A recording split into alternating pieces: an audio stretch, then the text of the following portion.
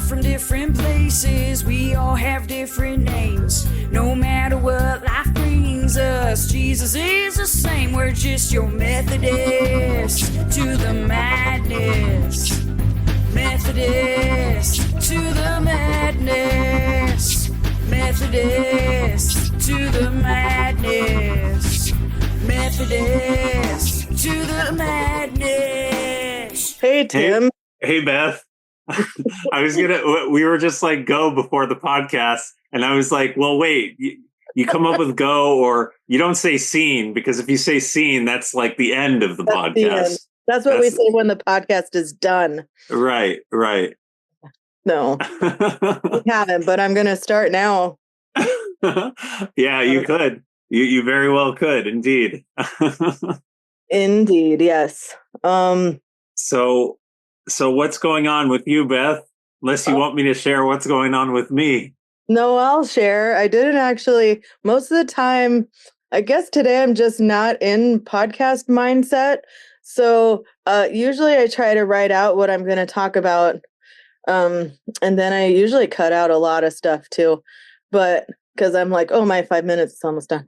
So I'm going to talk for 5 minutes about how the time passes me by. Just kidding. Oh, okay. I can relate to that, indeed.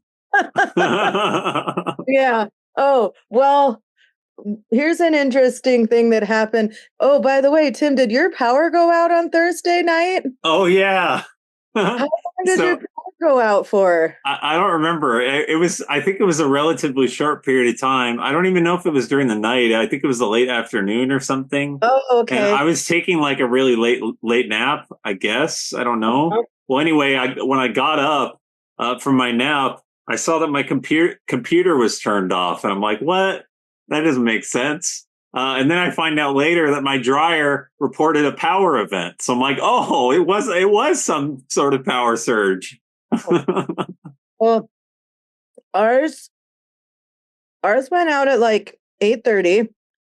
Oh. And, yeah, 8:30 at night, and then or 8 or 8:30, and so Craig's looking up on the internet like, oh, is it everybody? And the funny thing is, I had just paid the electric bill like a day late the day before or something. the electric, it's I paid it. So we look outside, all the other houses, like there's no lights on. And so with the electricity, the internet also went out. And so Craig's trying to find updates on the internet and the electricity. And I ended up just lighting a whole bunch of candles everywhere in our living room. We played Mexican train dominoes. Oh, wow. Oh, that's good. And a couple rounds of Chameleon, which is also a really fun game. Uh-huh. The internet, or whatever Craig looked at for updates, said that the power wasn't going to come back on until probably midnight. And so both of us were like, yeah, Ooh. They say midnight, but it's going to be way later than that. So, I guess after this, we'll just go to bed. And at like 10:30, all the lights came back on, and we're like, oh, okay. Oh, wow. And that's when I was trying to catch up on laundry. And I was like, I was folding clothes and like had laundry. And I was like, okay, life just doesn't want me to catch up on laundry. It's fine. But anyway, so that was Thursday. And then Friday, we went with the youth group to go see Thunderbolts, the newest Marvel movie. You saw Thunderbolts? Yeah. I'm not a Marvel movie person per se. I haven't even watched the previous one, Black Widow, which also has Julia Louis-Dreyfus and David Harbour. Apparently, yeah. I don't even know if I saw that either. I know. Well, so I guess I'll have to go back and watch that one. I couldn't decide throughout the whole movie. I couldn't decide if it was a good movie or if it was cheesy. And so my whole radar through the whole movie, I was like, this feels like it's 60% good, 40% cheesy, or 40% good, 60% cheesy. Eventually, I concluded that it was a 60% good, 40% cheesy. I respect that. Yeah, I'm not a Marvel person, like I said before, and I don't need to know everything that's going on in the Marvel universe and how everything is like interconnected. You could tell me that, but I'm probably going to stop listening. So I wouldn't even try to waste your breath, but I enjoyed it. David Harbour, who plays Hopper in Stranger Things, like made the whole movie. So that Oh, was fun. nice. Cool. I can't remember. Oh, I went to quilting on Oh, Saturday. good. Yeah. And I subscribed to these. Well, I stopped after they sent me 6 of them and I never did anything with them, but I used to subscribe to this subscription box called Mrs. Quilty, and every month they'd send you fabric and like, beginner projects that you could do. And I Uh-huh. tried to do one and I immediately like got overwhelmed and just put it back and never tried again. So Oh, I, yeah. I told Jody that the next time I go to quilting, I want to do one of my Mrs. Quilty boxes and would she please hold my hand? Yeah. So I learned how I was supposed to cut it and how I was supposed to sew them together. It's going to be a collection of heart squares. I think there's 6.5 squares that look like hearts. And so I completed one heart at, um, sorry, I always get distracted by the timer ending and I'm like, how do I turn it off? I can't. Okay. Maybe it's Um, because you said the word heart. We just heard a like a congratulations sound after you said the word heart. yeah. So I made one heart and then I cut out,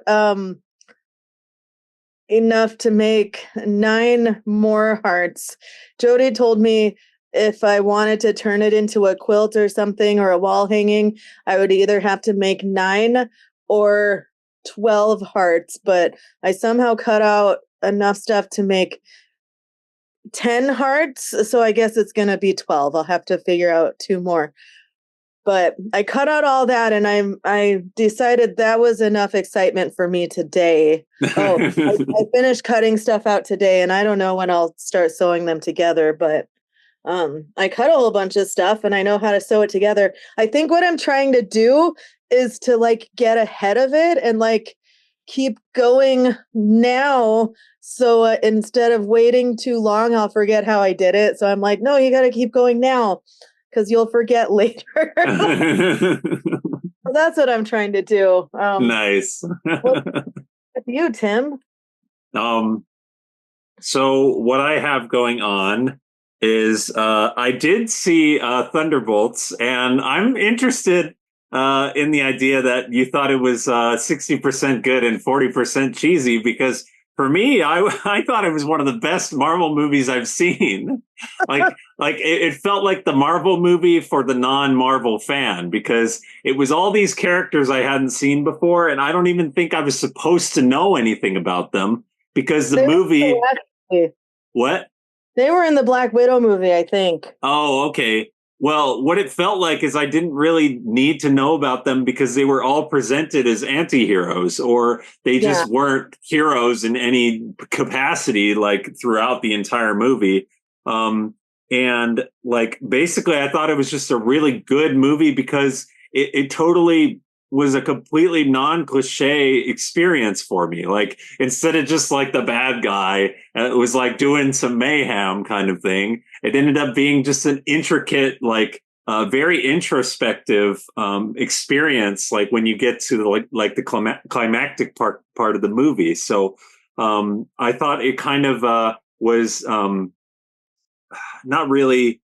I guess it was bringing forth an important prospect of like the importance of mental health, and that was Yeah. really like a valuable thing for, especially for a Marvel movie, but just in general. And so I was pleasantly surprised that it brought that forward. So I would recommend it to anybody. I I understand and respect that it wasn't like your favorite movie, Beth, but I am glad that you saw it. That's Oh, good. I was still very much entertained. Don't take my analysis of it, of me not liking it. I like stuff that's cheesy, but Oh, like okay. a lot of the stuff I couldn't take seriously was when he turned into the dark void or whatever. Like it would just be like a silhouette and then like two dots for his eyes, and like anytime Oh. he would talk, just the eyes would move around, and I'd be like, I can't watch this, otherwise I'm gonna laugh. And it was just stuff like that, and I I couldn't decide if they portrayed mental illness in a positive way or not. So Okay, that's all. okay. Sorry, that's all I'll I say. see, I see. Okay, I totally respect that. That makes a lot of sense. So yeah, thank you for explaining that. And yeah, it's funny that I didn't notice the cheesy parts now that you mention it. Maybe because I had 3D glasses. Oh Because I yeah, had the 3D glasses, I was just so immersed. What? I did not see it in 3D. Right, right. Maybe I was just like the eye candy was so crazy because of the 3D glasses that I didn't even care that the black figure had like holes for eyes. What in the world? It's fine. It's fine. That's People like funny. it. Pastor Jim Right. gave it 2 thumbs up. Oh, So good. Oh, very nice. I gave it 1.5 thumbs up. So which is Nice. No, still good. that's a really good review, actually. Yeah. That's great. So, something else I wanted to bring forward is the idea that I started getting into comics and manga, not related to this Marvel movie, but my coworkers started recommending. Well, they've been talking about this anime for such a long time, Solo Leveling, and I mentioned it a few episodes ago. And how I had tried to watch it, and I really liked the first season, but for the life of me, I could not get into watching the second season. I'm just like not like a TV watcher kind of person, to the extent that like everybody says something is good, and I just like go and like watch it. I'm more of like a gamer apparently, and like seeking to read. And so I found out that this was based on a web comic. And so I started reading the webcomic, and I'm having such a good experience reading the webcomic that I'm like, you know what? I guess I am a comics fan after all, and I didn't even know. So that's really cool because I've collected a lot of comics and things of that nature over the years through like bundles and stuff like that. Like one of the websites is humblebundle.com. I bought like a lot of bundles of comics, so I think I'm gonna go ahead and pursue that now. So yeah. And then there's one other thing I wanted to mention briefly, and that's I had like a weird off day today, but I started feeling better after I realized that what would really help is if I try to be as ready as I can for like all sorts of things in life, like not only just getting ready first thing in the morning and not going on like YouTube and wasting that time. But also just kind of like being prepared for other things as much as I can, and just kind of having that conscious awareness of things. I think that would actually help a lot with managing my stress. So like yeah, and then the idea that like stress kind of comes at us, and we have an opportunity to interpret it either positively or negatively. So we could either view it as a challenge that is going to like build our character, or view it as some sort of obstacle where we feel like a victim. And so I'm going to try to like view all the stress that comes to me as like something positive that I can learn from. And I think that'll work out well. So that's what I have for my update. Oh, awesome. Oh, thank you. There, not that you have stress, but that's not awesome. But there's a book I've been listening to. I haven't been having very much luck reading the books that I said I was going to read. I'm kind of like that too. Actually, I've basically failed to read whatever I mentioned I was going to read. I think it was Alice in Wonderland. I totally did not read that up to the next episode here. I mean, this was why I was bringing it up, because you said you were going to and you didn't. No, you didn't. But I was on Audible today, And I realized when I was looking for a different book, I never finished the book I was listening to. It's called, maybe I told you about this book. It's called Let Them by Mel Robbins. And it's Oh, basically, I've heard of that book. yeah, I think that's going to be really helpful for me. Just like, basically the whole principle is if someone's going to act a certain way, you have to let them. And like that can reduce stress in your life by just Wow. knowing like, okay, you got to let that go. But it doesn't stop there. There's let them, and then you let them do whatever they're doing. But then there's the let me part where you have to hold yourself accountable. So it's kind of like let them do whatever and then let me process it or do the things on my end to like fix it. And so that's amazing.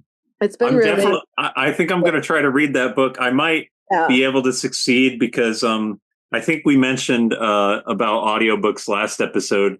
I did get that Audible membership, so I could actually go ahead and get that book with one of my credits that I got, because I was trying to figure out where I wanted to spend that credit.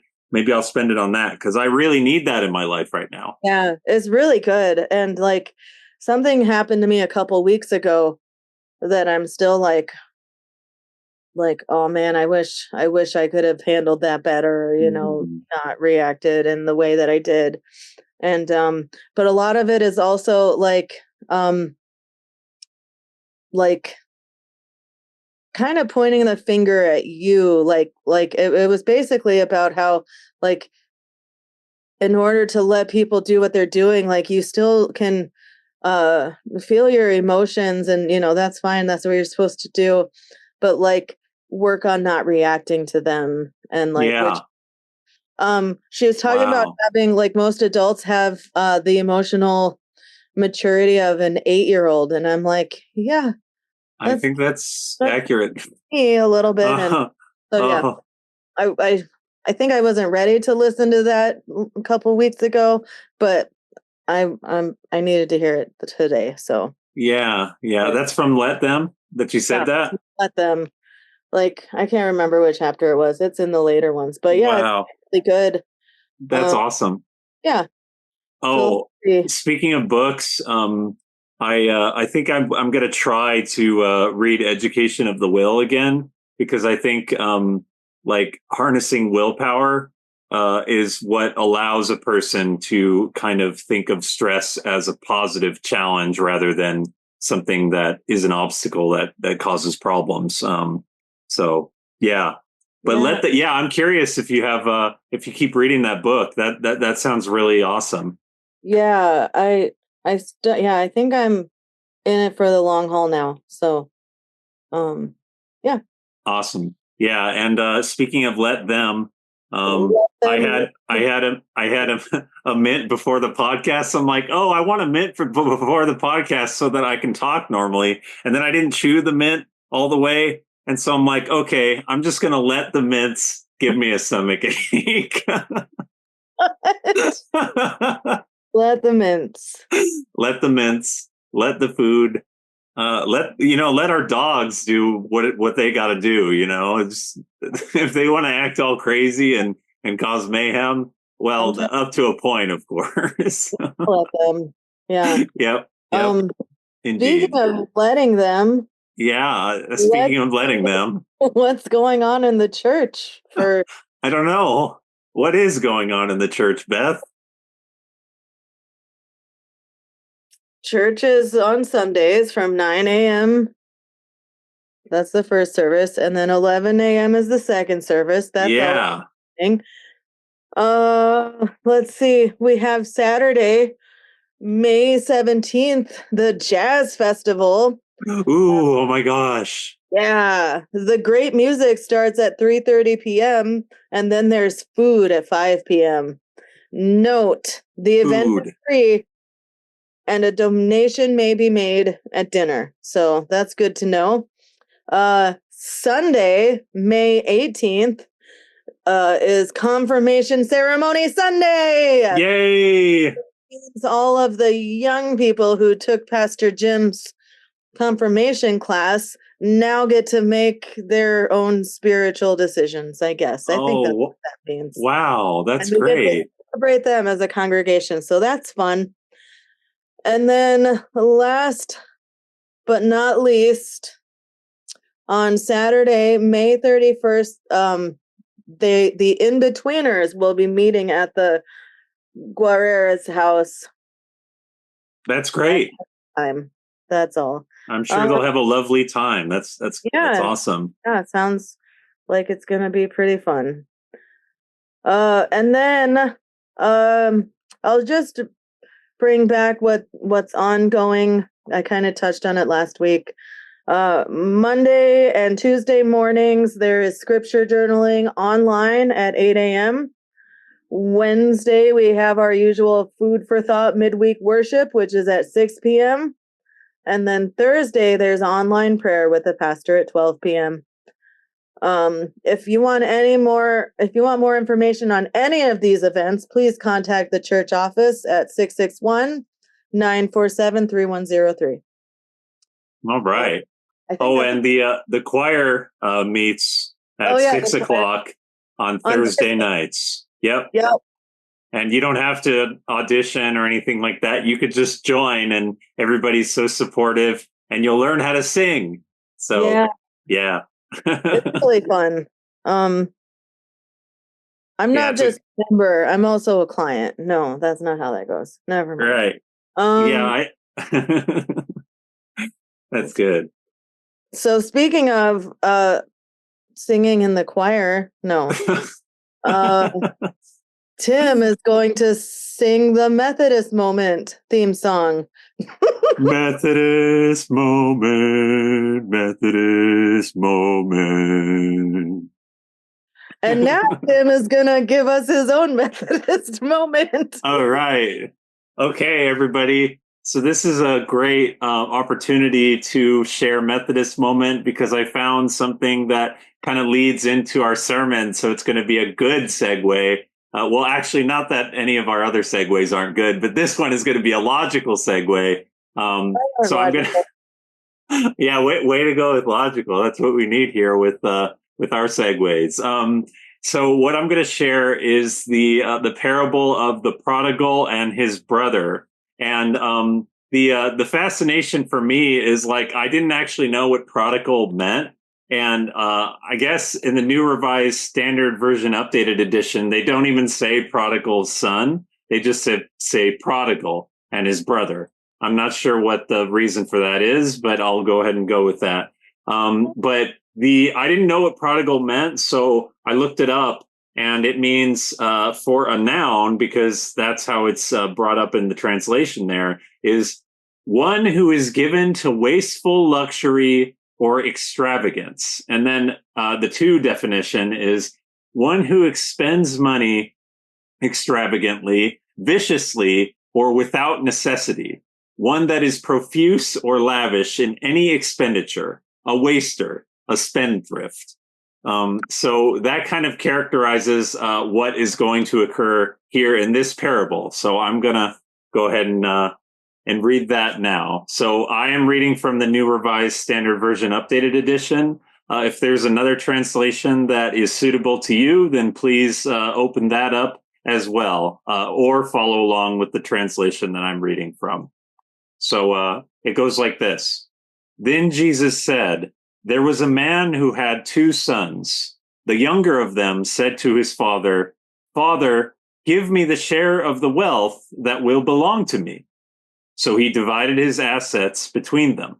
A few days later, the younger son gathered all he had and traveled to a distant region, and there he squandered his wealth in dissolute living. When he had spent everything, a severe famine took place throughout that region, and he began to be in need. So he went and hired himself out to one of the citizens of that region, who sent him to his fields to feed the pigs. He would gladly have filled his stomach with the pods that the pigs were eating, and no one gave him anything. But when he came to his senses, he said, 'How many of my father's hired hands have bread enough and to spare, but here I am dying of hunger. I will get up and go to my father, and I will say to him, Father, I have sinned against heaven and before you. I am no longer worthy to be called your son. Treat me like one of your hired hands. So he set off and went to his father. But while he was still off, his father saw him and was filled with compassion. He ran and put his arms around him and kissed him. Then the son said to him, Father, I have sinned against heaven and before you. I am no longer worthy to be called your son. But the father said to his slaves, Quickly, bring out the robe, the best one, and put it on him. Put a ring on his finger and sandals on his feet. And get the fatted calf and kill it, and let us eat and celebrate. For this son of mine was dead and is alive again. He was lost and is found. And they began to celebrate. Now his elder son was in the field, and as he came and approached the house, he heard music and dancing. He called one of the slaves and asked what was going on. He replied, Your brother has come, and your father has killed the fatted calf because he has got him back safe and sound. Then he became angry and refused to go in. His father came out and began to plead with him. But he answered his father, Listen, for all these years I have been working like a slave for you, and I have never disobeyed your command. Yet you have never given me even a young goat so that I might celebrate with my friends. But when this son of yours came back, who has devoured your assets with prostitutes, you killed the fatted calf for him.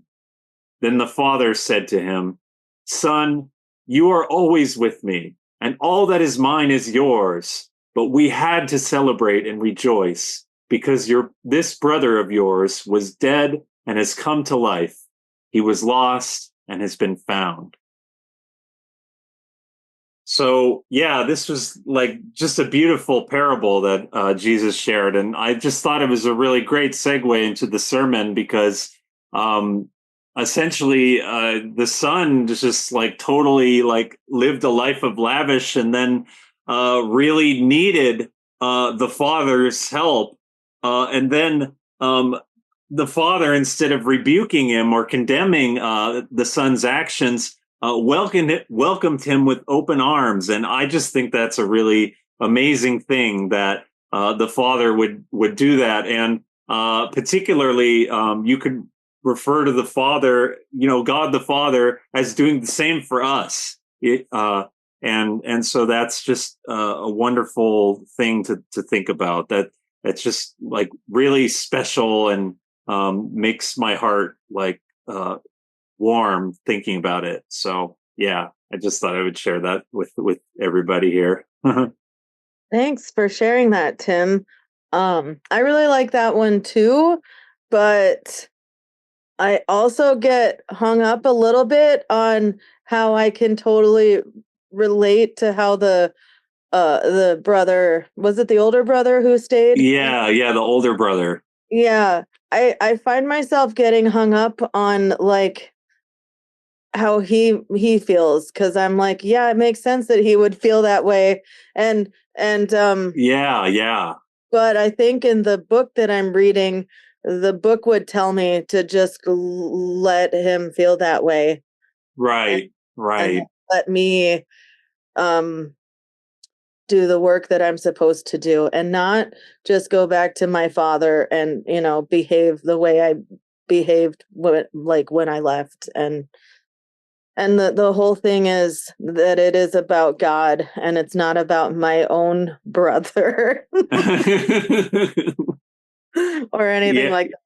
So yeah, exactly. That's a really good point. I'm glad you brought that up because when I was reading it, I was like, wait, why is the prodigal's brother like acting like that? And it kind of bothered me. But you know what? You're right. It's like let him feel the way he feels and go to the father with his concerns. So yeah, I'm really glad you brought that up. The other thing I was thinking that I hadn't thought of before is how the father said, "You are always with me, and all that is mine is yours." yeah. So that kind of makes me think about like my faith journey now. It's like I I feel like I have, I just feel like my life is more special because I'm in relationship with God. But then it's like, oh wow, so somebody finds their faith. It's kind of like a different sort of experience, but that doesn't undercut our experiences of being believers now. Like, even though we don't have the celebration going on because like we've been lost and found, we still have that like really like important and just amazing relationship with God. So yeah. Yeah, I agree. Let's see. Yeah, that's good. Which leads us right into Yeah, there you go. Without even needing to overthink it or anything. Oh, I already forgot what it was called because Oh no, wait, I think it was from outsider to beloved, right? Beloved. God's relentless pursuit of everybody. That's what it is. Yeah, so that's great. Yeah. That's so cool. So what did you think, Tim? So I thought it was very timely that Pastor Jim started talking about this sermon series. Well, first of all, I loved all the information. I loved the sermon in general. But what like the preface for me was I would say to myself and to other people that God is always faithful. And now Pastor Jim is talking about how God is always faithful in this sermon series. I think that's really neat. Mm-hmm. And so, yeah, some of the key takeaways for me was the that poem. Do you remember the poem, Beth? It was the hound. Oh, I'm trying to remember the name of it. The Hound of Heaven. Yeah, the Hound of Heaven. Yeah.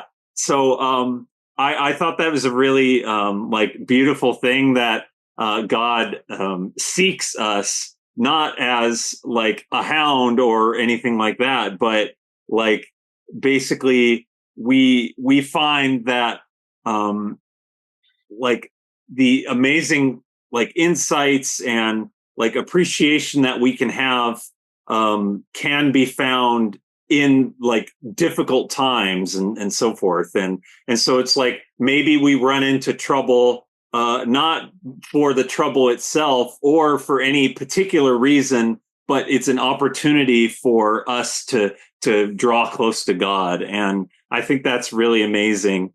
And it's really interesting too because it reminds me of one of the songs from I think it might be it's either Riley Clemens or I think it might be Riley Clemens. She has a song called Godsend, and basically she says maybe every broken place that I've been is a godsend, and I think that that's absolutely true, especially in my life. I've found that I draw closer to God when I'm in times of trouble, and that definitely leads into the scripture that Pastor Jim was talking about, Lamentations, I think it was. Yes. And I think it's really interesting and very relatable that the person like talking about God was saying all of this stuff like God caused all these problems, but then despite all of that, he said that like his hope is found in God. And I can really relate to that experience because there'd be times, I think in past episodes, I would be in the wilderness in regards to my faith. Yet God is always faithful. And despite those like kind of being like the prodigal son in a sense, like regarding my faith or just feeling like I'm not reaching out to God. Like despite all of that, I feel like my relationship with God is not severed or lost in any way, but God welcomes me with open arms once again. And I'm like, wait, why did I leave? Just why? And it's not like it's not like my relationship with God was ruined or anything like that during that time, but instead it was an opportunity for me to see my faith is more important than ever, because like that whole time I didn't have it, and now that I have it again, it's just I'm so happy that I can have that faith in God and that love for God. So those were some of my key takeaways. There's a lot of great information that Pastor Jim brought up there, but those are the things that come to mind at this moment. Yeah, thanks for sharing, Tim. Oh, thank you. I really liked this one as well. And let's see. If any of you who haven't watched the sermon were interested in how some of the poem goes for the Hound of Heaven, I'm just going to read it to you anyway. I'm not going to wait to ask if you guys are interested in hearing. Hey, I read something really long, so You're my captive audience now. So anyway, the author of this poem, is Francis Thompson, and he had an interesting life story. He struggled with addiction, and but he was a beautiful writer. And according to the sermon notes, here's part of it: the Hound of Heaven. All which I took from thee, I did but take, nor for thy harms, but just that thou mightst seek it in my arms. Ah, fondest, blindest, weakest, I am he whom thou sleekest. I don't know if that's really supposed to be sleekest, or let's just say it is. Okay. And not anyway. Yeah, I really enjoyed the story about that guy. Yeah. And I actually, I don't want to say that Lamentations is a guilty pleasure of mine, but I love Lamentations so much just because of how emo it is, and like just raw, and like Yeah.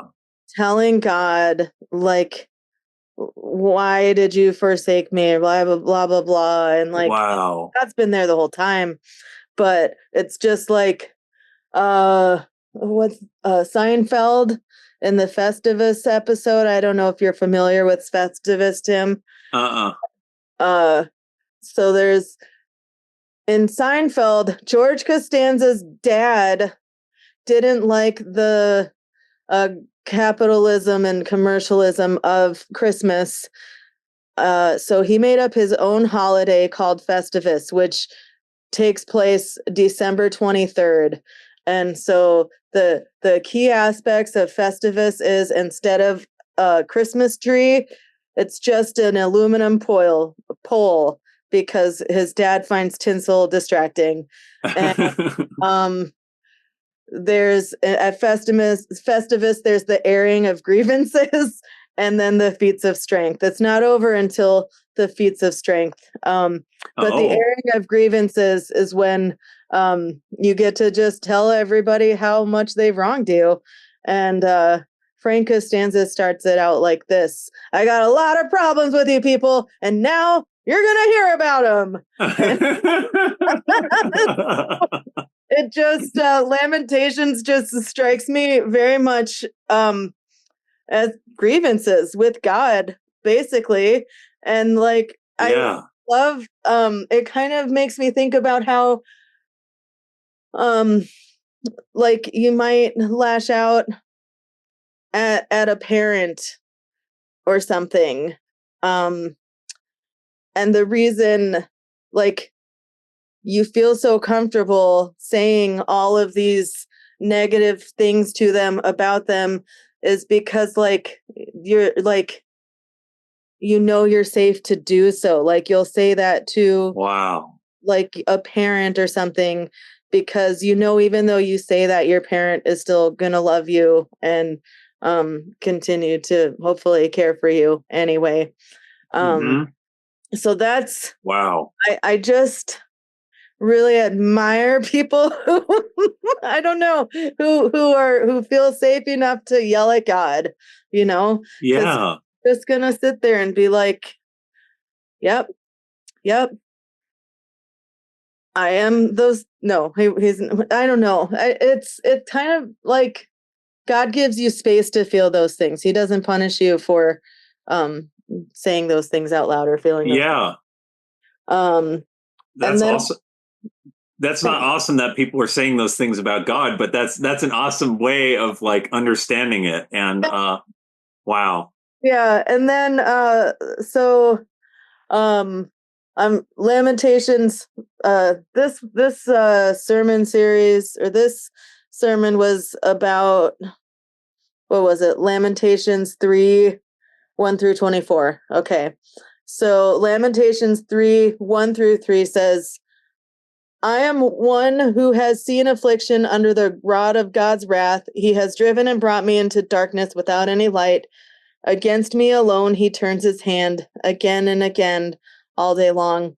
So Pastor Jim said that the rod of wrath is figurative language for divine punishment. And I lost it. Oh, here it is. And it's reminiscent of what a shepherd uses to guide and lead the flock. And then the speaker implied that what should have been a gentle guide towards safety, God instead has driven him into the darkness. So, yeah, it makes me think of like those like cheesy cartoon. Maybe it's the Muppets. I don't know. When someone's on stage too long and like nobody's enjoying it and they won't get off the stage themselves, so they take like the shepherd's staff thing and just like yank them off the stage. I feel like that was my interpretation of how God is leading us. He's like, get off the stage with the and I guess that's all I had. I'm really glad you said that, Beth, because I had not thought of that. Like that there's kind of a difference between somebody who has no faith in one way and somebody who has no faith in another way. So it's like you have the prodigal, or you have the prodigal that has no faith in that way, where he just completely stops thinking about God, doesn't even want to have anything to do with God in any way whatsoever consciously. Then you have the other person that's like hyper conscious of like what's going on with God. Like, oh no, but in the way where nothing that God is doing is good in any way whatsoever. So it's like those like different kind of seasons of like being in the wilderness, so to speak. And I think between the two, the more intimate kind of relationship with God would be the one that is able to be honest with God in those ways. Like, why, oh, why, Lord? Or what Jesus says, my God, why have you forsaken me? So that's like a clear example of having that intimate relationship with God, and then like asking God, like in a heartfelt way, why is this happening? Like, and just bringing that forth. So yeah, that's huge. So I'm really glad you brought that up, because I definitely did not think of it like that. But it's great that we have that like that difference there, right?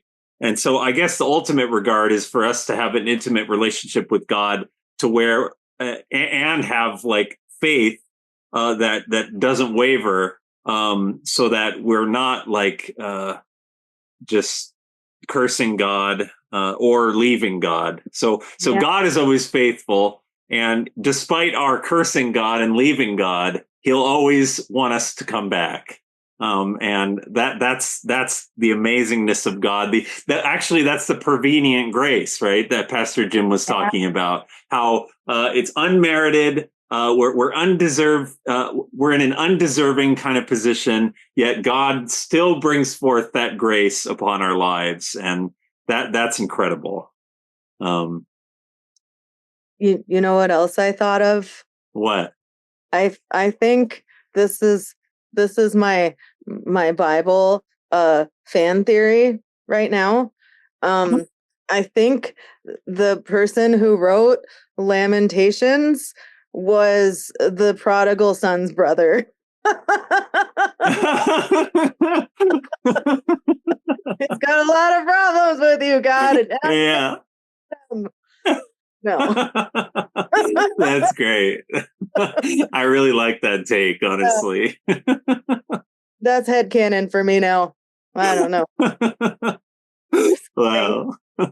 That kind of reminds me of what Pastor Jim was talking about in a previous sermon. I think it was the Easter sermon. He's like, oh, yeah, John wrote the book of Revelation, but it's not the John that you were thinking about that wrote the book of Revelation. It's a different John. And I'm like, hey, yeah, it's in the reverse here with Lamentations. It's the prodigal's brother did.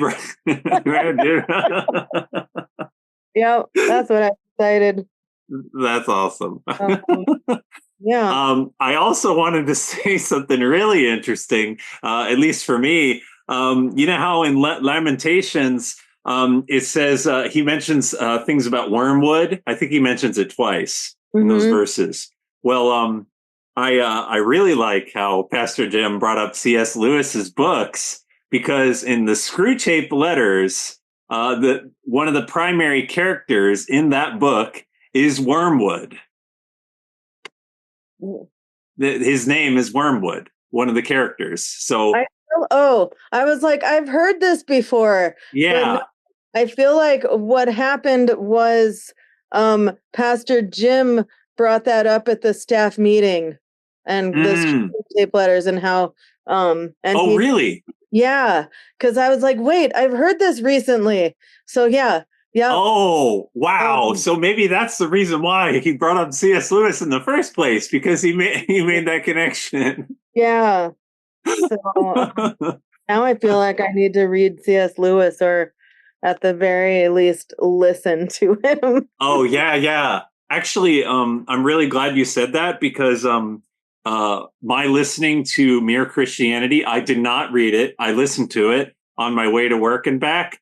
And that was based on one of my fellow Christian friends. It was based on his recommendation, like my starting out my faith, finding my faith and all, and not having it before. He recommended that book, Mere Christianity, to me as like something that kind of like a primer. That was sort of what C.S. Lewis's intention was, like basically providing an understanding of Christianity that anybody could appreciate, especially people that are new to the faith. So I love that book. In fact, I want to read that book again. And yeah, Screwtape Letters is a really fascinating book as well. That book is kind of like based on the intricacies of what can occur in a believer's like mind in regards to like the nature of like sin and faith and like struggling, like the strugglings of being a somebody who's a person of faith, basically. And it just really gets into the psychology of it. So those are the two books I've read. I haven't read any other C.S. Lewis books, but I'm encouraged now. So maybe we should take up Pastor Jim's homework exercise. Let's do it. Let's read his whole bibliography. That's that the word? I don't know. I think bibliography might be the word, actually. Okay. And I was bibliography-ophile. No, that's not what they call it. Is it a bibliophile? Bibliophile. But I think bibliography-ophile is funnier because it's maybe that's how I am. because I keep collecting so many books and then I don't end up reading them or something. Oh, collecting books and reading books are two different hobbies. So I think so. It's kind of like somebody with their coin collection. They're collecting lots of coins or card collection or you my name dad, it. my dad collects coins. Really? Oh, Yeah, wow. that's That's cool. so Yeah, one other thing about C.S. Lewis, I was really surprised what Pastor Jim said, that he used to be like a significant atheist, and then he ended up finding his faith, because it reminds me of myself. Like I did proclaim myself to be an atheist way back when, and then I opened myself up to God after I was having conversations at dinner with one of my former bosses. And then, yeah, God being always faithful, right? Like eventually I was just, I can't remember if I mentioned this in one of the previous episodes on our podcast here, but I think I might have said this to either a friend or my mom, or both a friend and my mom. The idea that if I was to be a Christian, then I would be the most devout Christian that I can think of or imagine. And that's exactly what happened. And so, yeah, God is faithful. It's like he predicted this was going to happen by my saying that, almost like foreshadowing in my own story or something. little did he know. Yeah. Little did he know. Yeah. But yeah, Oh, little did he know, because I didn't expect that that my faith would become such a huge thing in my life. And of course, that's exactly what Jesus wants us to have. The faith be the thing in our lives.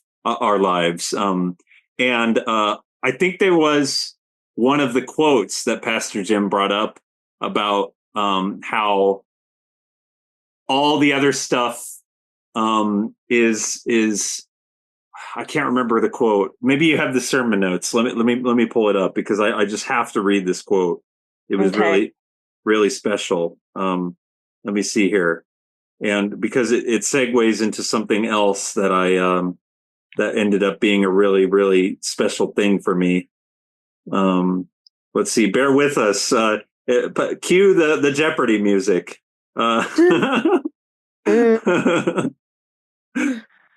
That's funny. Where is it? Where is it? It's oh my gosh. Where? Okay, well, I can't find it, unfortunately. So I will defer to my paraphrasing it in a not so great way, but I will do it. It's that life is not as meaningful without God. Like basically, without God, it's like we don't have the meaning and the purpose and enjoyment or desire that our soul longs for. And so that's what it comes down to, essentially. Like Jesus transforms us, and I think that's really beautiful. And it's interesting that Pastor Jim quoted something like that, because over the last few weeks, I've been listening to this song by Abby Gamboa called No Life Apart, and where she says basically we can have our independence, but there is no life apart from God, basically. So I like that. yeah, thank you. Yeah. Speaking of Abby Gamboa, is that what you said? Yeah, Abby Gamboa. Yeah. Is that on the little playlist that I Yeah, made? that was the playlist that I sent you okay. songs for. Actually, that one of the songs that might have been one of the songs that's in your playlist. Let me check. No Life Apart. That's the first one. Yeah. Yeah, And actually, one of the bridge verses in that song is nothing makes sense outside of you. I was made for communion. And yeah, that's kind of how it is. It's like, and we are the branches, and Jesus is the vine. And so that's what it is, like God seeking us and God always being faithful. We're just the little branches on the vine, you know. I want to live under my own vine and fig tree. No.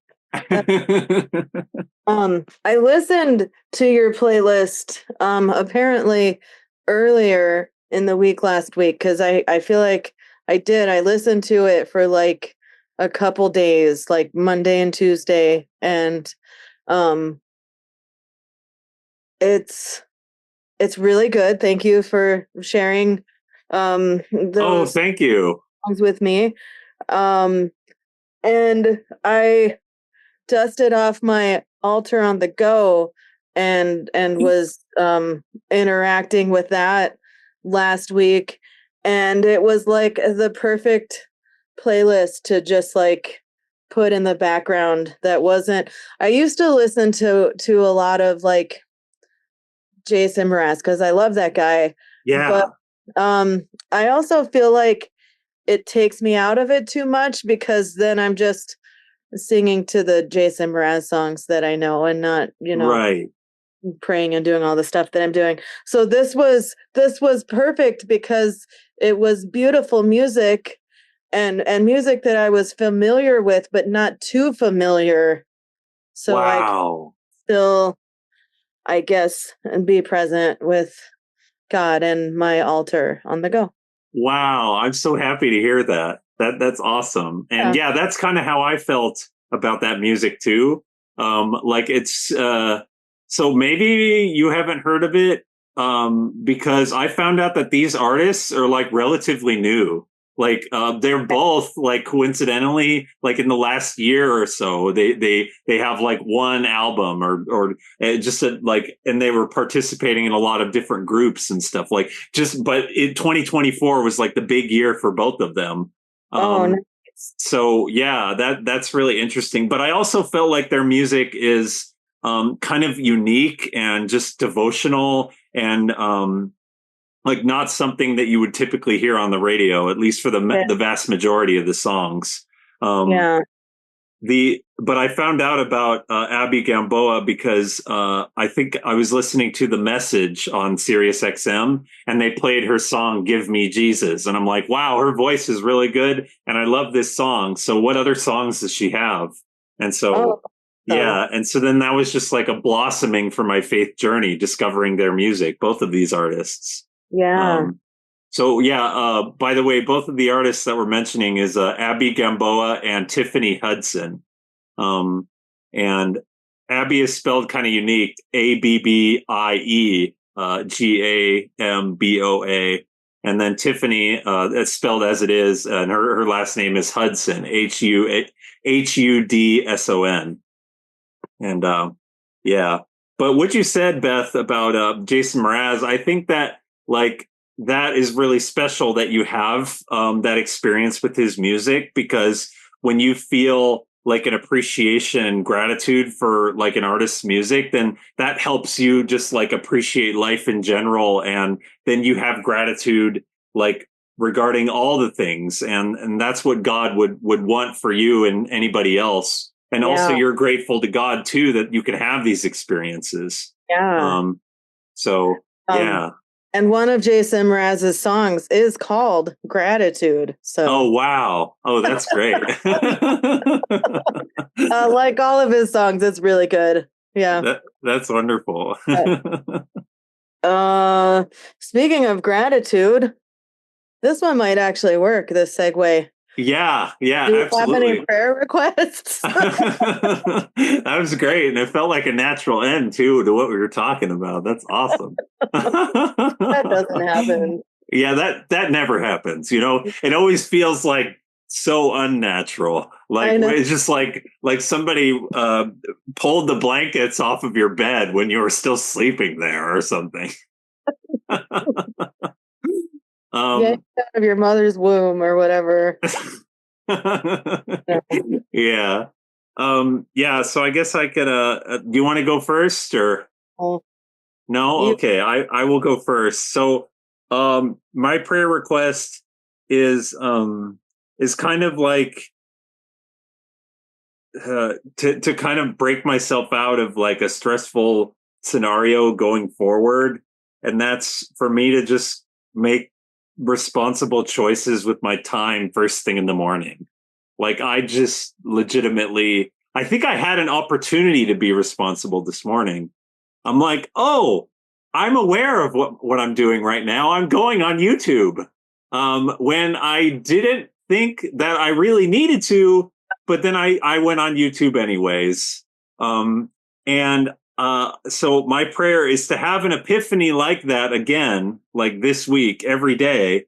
But instead of like taking the bait, so to speak, and actually like going on YouTube or social media or my phone or whatever, um, deciding to like be ready instead, get ready for work, get ready for all of my events for the day, and then when I'm at work, get ready for like the things that are going on during the day and so forth. And I don't know, like kind of an indirect connection, but I got a lot of like just like my soul was comforted listening to the song by Tiffany Hudson, "I'll Be Ready," where she talks about how when Jesus comes, she'll be ready, and I thought that was really special, and it kind of spoke to my experience that yeah, you know, I want to live my best life so that I can be ready for Jesus and I could be ready for life, because when we're ready for Jesus, we're ready for God, then we're also ready for life. So maybe that's what I need to be thinking. Be ready for when Jesus comes, and that means that I'll do all the things that I need to do regarding my readiness, because I want to be as ready as possible for God. So that's my prayer. okay? How about this? Be ready for God by being ready for work. That makes it much smaller chunks. Yeah, I really like Be ready that. for God by being ready with clean clothes because you washed your laundry. Yes, yes. I don't know. Baby step our way to this. Yeah, definitely. Yeah, it's important to break it up, break it into parts like Yeah, that. Indeed. manageable chunks. Yeah. Right, right. I do like the idea of being ready for Jesus in general, but what does that really mean, right? Right? Yeah. That's Um, good. that I- just stresses me out thinking about being ready for Jesus. I'm like, I'm not even ready for bed. How gonna be ready for Jesus? Right. I'll figure it out.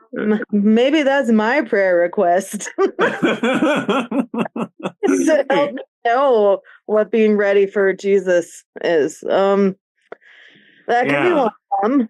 But yeah, also, graduation for Owen is coming around the corner, and it's happening at lightning speed, I feel like, and so he has things that he needs to do to prepare for graduation, and then my mom and my dad will be coming out in a couple of weeks for Owen's graduation. So that means I have things that I need to prepare for. So yeah, maybe that is my prayer request, to just like help us be ready for wow. the events to come. Because I know if I even take a second to think about it and what everything, all that needs to be done, and all the lack of time that I don't have to do it, and it's just going to make me spiral. So, um, mm, I guess my prayer is that I can be ready, but in manageable chunks. Yeah, yeah, absolutely. So that's my prayer request. Yeah, yeah, I'm really glad you shared that, Beth, because yeah, it's really timely, right? I was talking about Yeah, being ready, and then you you have a thing to be ready for, I'm not ready. too. Yeah, so that's my Yeah, My prayer and your prayer are the same, just little Wow. different tweaks. Yeah, absolutely. And I guess maybe for both of us in that sense, this is something I want to share. I think that God will be ready for us. He's always ready for us, and like He's always faithful. He's always ready for us. And what Jesus says here is really like special to me. Matthew chapter 11, verses 28 through 30. He says, "Come to me, all you who are weary and are carrying heavy burdens, and I will give you rest. Take my yoke upon you and learn from me, for I am gentle and humble in heart, and you will find rest for your souls. For my yoke is easy and my burden is light." So, Of yeah. that time you bring that back around, I'm like, yeah, that's a good one. I like that. Yeah, that's awesome. So yeah, like maybe it's the same thing as like God is always faithful. I think God is always ready. And so if we just realize that God will give us rest, then we'll be ready, and we didn't even know that we were ready. Right. Maybe. So maybe that's maybe that's all we need to do. We rest in God, and then it'll all work out in the end.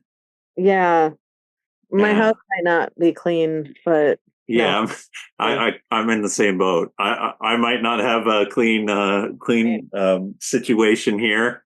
Like the whole hospitality situation. but that's okay, because God meets us where we're at, and that's the true. beautiful thing Yeah. about God. Yeah, that's true. So yeah. Well, okay. Speaking about meeting God, we met God a lot today. You know what I think that God would say to us right now, Tim? Oh, stay mad, you Methodists. We all have different names, no matter what life brings us. Jesus is the same, we're just your Methodist to the madness. Methodist to the madness. Methodist to the madness. Methodist to the madness.